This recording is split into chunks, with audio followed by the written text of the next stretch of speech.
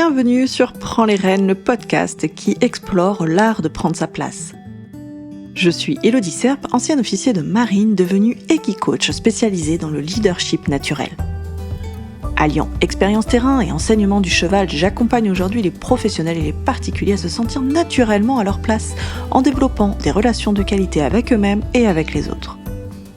Alors si vous êtes à la recherche de pistes de réflexion, de retours d'expérience et d'outils concrets concernant l'affirmation de soi, la communication interpersonnelle ou encore l'esprit d'équipe, vous êtes au bon endroit. Nous explorerons ensemble des sujets inspirants pour développer une posture alignée et appréhender plus sereinement les challenges des relations humaines.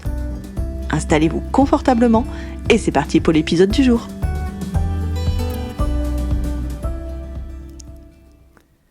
Et bonjour à tous, bienvenue sur ce 22e épisode du podcast Prends les rênes.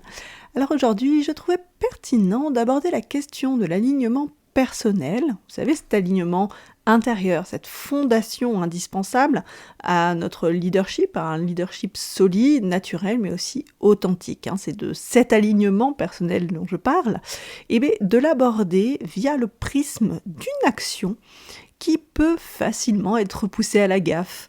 C'est l'action de ralentir. Hop, on ne fuit pas, on ne coupe pas l'épisode de suite. Je sais très bien que certains d'entre vous trouvaient ça probablement inutile ou juste infaisable, surtout en cette période de fin d'année. Bon, et vous savez pourquoi je le sais si bien ? Eh bien parce que je suis passée par là, je le croyais moi aussi. Et oui, j'ai longtemps été persuadée que tant que je respirais, je devais être active, avancer, travailler, go. Et vous savez quoi ? Ça m'a coûté ma santé, voilà. Je me coupais tellement de mon être profond. Je dis pas que j'aimais pas ce que je faisais, au contraire, j'adorais ce que je faisais. Mais en fait, j'étais coupée de mes besoins essentiels, je dirais même mes besoins primaires, parfois, dormir, manger. Et en fait, mon corps et mon esprit ont dit tout simplement stop. Alors, cet épisode ne concernera pas l'épuisement, mais je voulais juste vous retenir et puis retenir votre attention, l'attirer sur ce point crucial. C'était vraiment pour vous illustrer comme quoi c'est hyper important, c'est crucial, voilà. Et c'est malheureusement souvent délaissé. Car j'ai pas le temps, j'en ai pas besoin, c'est pour les autres, moi je suis pas concernée par ça, j'ai même entendu « Oh, j'aurai tout le temps de me reposer quand je serai mort ». Oui, ça c'est sûr, et encore, on ne sait pas ce qui se passe après. Pardon, j'ai encore shooté dans mon micro, ça commence bien. Donc, ce point crucial, c'est bien de savoir ralentir. Ok, mais pourquoi savoir ralentir ? Eh bien, car c'est quand nous ralentissons que nous pouvons prendre le temps de nous retrouver, de nous reconnecter à notre être profond. Alors, rien de mystique, quand je parle d'être profond, c'est tout simplement ce que nous sommes réellement. Vous savez, ce qu'il y a à l'intérieur, qu'il n'y a que vous il n'y a que vous qui savez exactement ce qu'il y a à l'intérieur. C'est vraiment aller se reconnecter à soi, c'est-à-dire aller se reconnecter à ses valeurs, ses besoins, ses priorités, ses convictions, etc. Et pourquoi se reconnecter ainsi à soi ? Eh bien, pour vérifier que l'on est toujours en phase avec soi-même, tout simplement. Un peu comme une checklist de vérification. Vous savez, les pilotes, ou même nous dans l'armée, je parlais de pilotes de ligne, mais dans l'armée c'est pareil, il y a des checklists où on va vérifier régulièrement que tout est bon. Comme un point de contrôle aussi pendant une course ou une endurance à cheval. On va vérifier l'état du cheval, s'il boite pas, le cardio, comment il est, etc. On le fait aussi régulièrement dans les entreprises pour vérifier si les actions sont toujours alignées avec les missions et les valeurs de celles-ci. Pourquoi ? C'est pour assurer une ligne directrice et une cohérence, et bien sûr des résultats positifs. Bon, si on le fait dans les entreprises, on peut quand même le faire pour soi, non ? Ces temps de recentrage sont hyper importants, car sans eux, finalement, comment on peut se rendre compte qu'on est en train de se perdre ? Et dans ce cas, je vous parle aussi de ralentissement conscient, c'est-à-dire que c'est un ralentissement, c'est ralentir, car on le décide. Alors maintenant, ce temps de ralentissement peut ne pas être réellement choisi.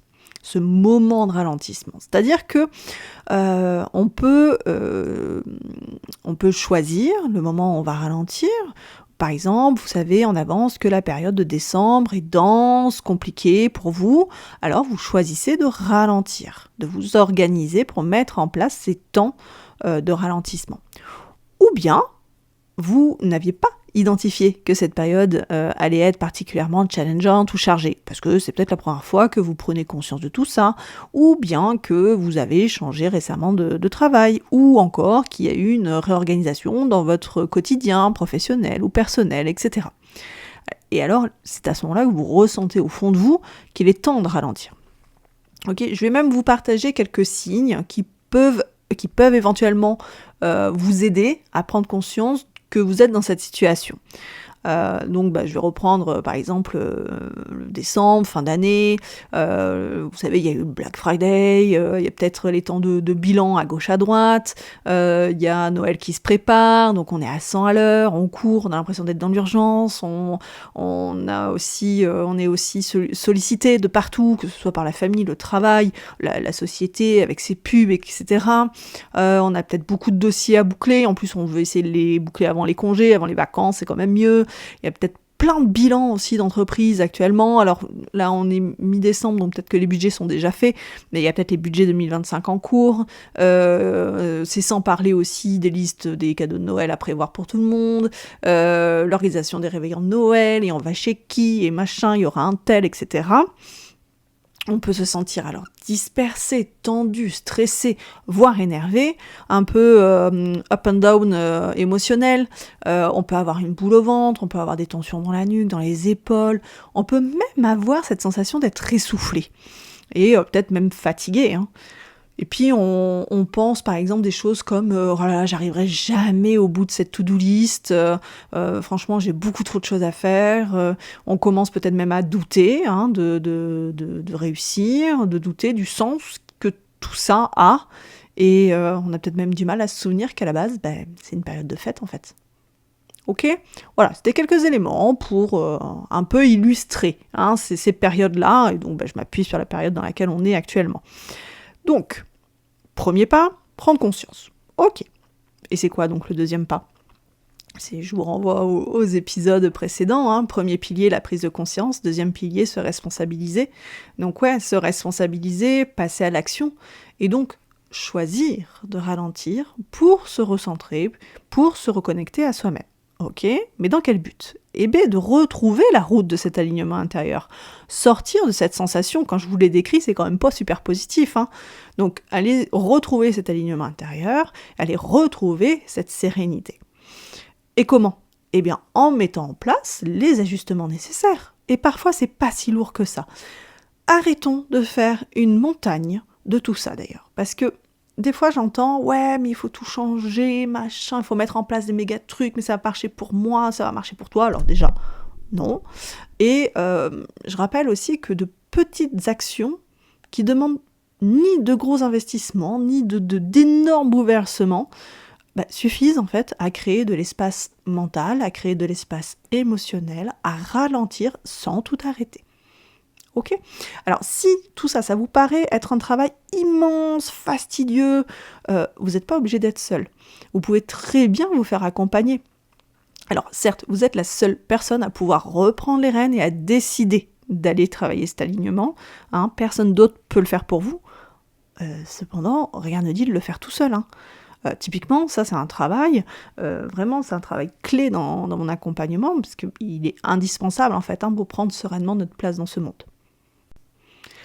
Maintenant que vous avez pris conscience de l'importance de ralentir, que vous avez peut-être pris conscience que vous avez besoin de ça là actuellement, on va discuter ensemble de qu'est-ce que ça veut dire ralentir de façon concrète, vous donner peut-être des pistes de réflexion, des choses qui vous donneraient peut-être envie de mettre ça en place. L'idée principale dans tout ça, c'est de prendre des rendez-vous avec soi-même. Des rendez-vous plus ou moins longs, selon votre envie, votre besoin, votre situation, de quelques secondes à quelques heures, c'est vraiment comme vous le sentez. Avant tout, je vais vous partager 3 questions clés, 3 questions magiques pour s'écouter et se recentrer. 1. Comment je me sens ici et maintenant ? 2. De quoi ai-je réellement besoin ou envie à cet instant ? 3. Qu'est-ce que je peux faire pour y répondre ? Et je vous donne une option pour cette troisième question et je vais vous expliquer pourquoi. La deuxième option, c'est quelle petite action puis-je faire dans l'immédiat ou planifier pour y répondre ? Vous voyez un petit peu la différence entre qu'est-ce que je peux faire pour y répondre et quelle petite action puis-je faire dans l'immédiat ou planifier pour y répondre. Parce que qu'est-ce que je peux faire pour y répondre ? Ça peut paraître directement le gros objectif. Et on se dit, bah non, j'ai pas le temps, laisse tomber, hello. Ok, d'accord. Mais finalement, quelle première petite action s'en rapproche ? Quel premier pas je peux faire pour finalement me sentir bien. Certes, partir en voyage pendant 3 semaines, je peux pas là maintenant de suite, mais déjà, rien que à défaut de partir en voyage, peut-être de prendre un petit peu de temps tous les jours pour avancer sur l'organisation de ce voyage. Voilà, c'est un exemple comme ça, comme un autre, d'accord ? Donc, c'est vraiment des questions à se poser pour revenir à soi, prendre contact avec son alignement intérieur, pouvoir l'évaluer aussi. Et si vous ne vous posez que la première question, qui est « Comment je me sens ici et maintenant ?», c'est déjà très bien, très bien. Pour un début, c'est top. Déjà, de penser à cette question-là et de prendre le temps d'y répondre, mais déjà, c'est énorme. Il y a déjà une bonne partie des gens qui ne le font pas forcément. Mais quand finalement se poser ces questions-là ? Je veux dire, vous êtes en train de bosser tranquillement, vous occupez vos enfants, vous faites les devoirs, ok, je peux pas, à quel moment je peux vraiment me poser ces questions-là ? Alors, là, il y a plusieurs possibilités qui existent, certaines vous conviendront, d'autres pas du tout, ça dépend de vos goûts, encore une fois de votre situation, de votre besoin. Voilà, je vais vous partager quelques idées.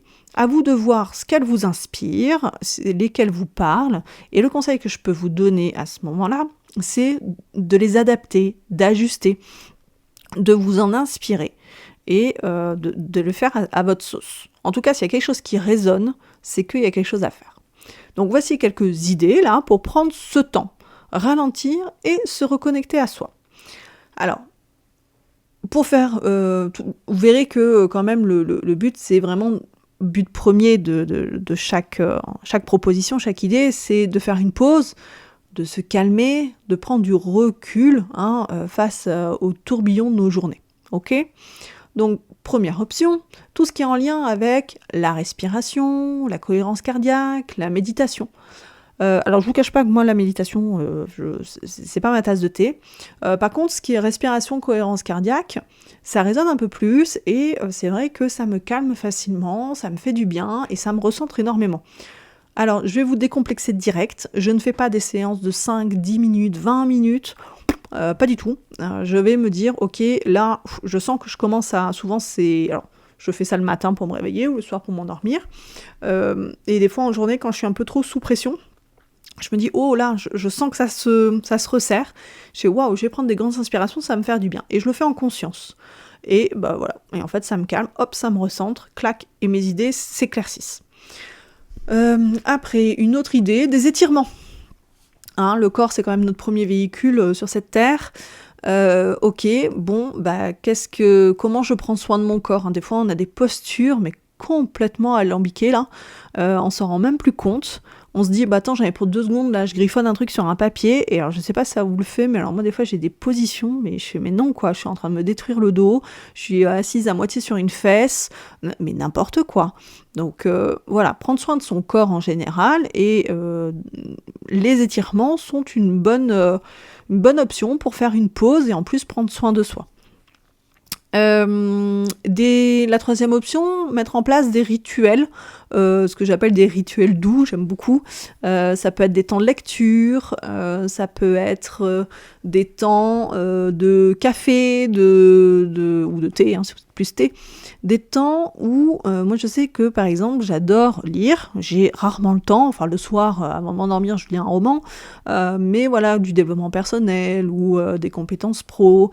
J'adorerais vraiment lire énormément, sauf que mes journées ne font que 24 heures et finalement je m'accorde J'ai trouvé un moment dans ma journée où c'est le plus judicieux, le plus facile pour moi d'avoir ce temps-là qui me nourrit énormément, me nourrit dans un apport de sérénité, je me fais plaisir en plus, et en plus je nourris mon besoin d'apprendre. Bon bah génial, voilà, et je vous assure que je lis pas 1 heure, hein, ça va être 5 minutes, 10 minutes grand max, et voilà, et je fais pas mal ça le matin, avant de m'occuper des enfants et de les emmener à l'école. Le café, pareil, pour moi c'est un moment super important. J'aime bien au moment du café, c'est le moment où je pose un peu mon cerveau et je prends mon café après le repas de midi et voilà, c'est une pause où j'aime être tranquille, où c'est pas le café papote, quoi. C'est le moment où je suis en papotage avec moi-même. Le dernier, donc le quatrième, c'est ce que j'appelle des pauses conscientes. Certains peuvent rapprocher ça du moment présent. Par exemple, ça peut être, vous êtes au bureau, vous avez une fenêtre, de regarder dehors, de prendre quelques secondes pour regarder la couleur du ciel, voir les arbres bouger, alors si vous n'avez pas la nature, de voir un petit peu ce qui se passe dehors. À défaut d'avoir une fenêtre ou que vous avez un immeuble en face et donc ça vous donne pas trop envie, ne serait-ce que ce qui vous entoure. Si vous avez votre bureau, vous avez peut-être des petites choses sur votre bureau qui vous plaisent, qui sont à vous, de juste prendre le temps de les observer. Dans ces pauses conscientes, ce qui est intéressant de faire, en fait, finalement, ce qu'il y a derrière, c'est de se reconnecter avec ses 5 sens, de se demander, tiens, qu'est-ce que je vois ? Et hop, on se concentre sur les couleurs, les formes, les choses comme ça. Qu'est-ce que j'entends ? Le bruit le plus proche jusqu'au plus loin. Tiens, qu'est-ce que je sens au niveau odeur ? Tiens, il y a la bouffe qui commence à se préparer. Voilà, ça, je pense au bateau, on avait souvent ça. Après, qu'est-ce que j'ai dit maintenant ? Qu'est-ce que je touche ? Vous touchez forcément quelque chose. Si vous êtes debout, vous avez vos pieds au sol. Donc, si vous n'êtes pas debout, vous êtes assis, vous n'avez pas les pieds au sol, si certains veulent me le dire. Oui, mais vous avez forcément vos cuisses et vos fesses qui touchent quelque chose. Ok, c'est moelleux, c'est pas moelleux, c'est dur, c'est froid, c'est chaud, etc., etc. Et puis vous avez vos vêtements, par exemple. Il m'en manque un. Quel goût ça a ? Bon, ça, celui-là, j'avoue que c'est pas le plus facile à faire, mais par contre, vous prenez votre café ou vous avez un petit chocolat ou vous êtes en train de manger, voilà, des pauses conscientes comme ça, hop, ça vous recentre. Donc, je parlais respiration, cohérence cardiaque, méditation, étirement, rituel doux comme de la lecture, des temps café et des pauses conscientes. Le café peut rentrer dans la pause confiante, lapsus révélateur, consciente. Mais tous ces temps-là ont cette force de nous reconnecter à nous-mêmes. Hop, ça nous ramène. C'est comme si on fermait un peu, pour une fois, qu'on se fermait. Oh, je vais y arriver. Qu'on se fermait à l'extérieur. Et en fait, c'est parce que j'ai eu l'expression qui arrivait en même temps, se mettre dans sa bulle. Et là, on est dans de bonnes conditions pour pouvoir se poser aussi les 3 questions que je vous rappelle. Comment je me sens ici et maintenant ? De quoi ai-je réellement besoin ou envie à cet instant ? Et qu'est-ce que je peux faire pour y répondre ? Ou quelle petite action puis-je faire dans l'immédiat ou planifier pour y répondre ? Voilà. Alors, en plus, je vous ai partagé un petit peu comment... ce que moi me parle et ce que j'aime bien faire. Donc, quelle idée, quelle astuce, quel outil vous donne envie ? Qu'est-ce que vous auriez envie de mettre en place et qu'est-ce qui vous ferait vraiment du bien ?